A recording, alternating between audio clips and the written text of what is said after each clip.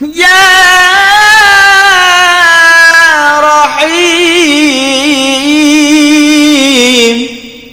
যে ব্যক্তি দৈনিক প্রত্যেক নামাজের পর 100 বার ইয়া রহিমও পড়বে, আল্লাহ তার দুনিয়াবি বালা মুসিবত সব দূর করে দেবেন।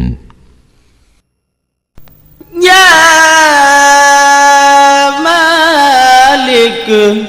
যে ব্যক্তি ফজরের নামাজের পর প্রত্যহ 100 বার ইয়া মালিকু পড়বে, আল্লাহ তাআলা তাকে ধনী করে দেবেন। ইয়া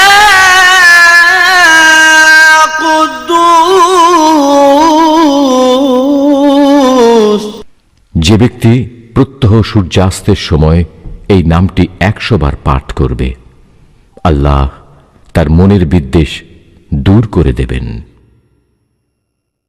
ইয়া সালাম।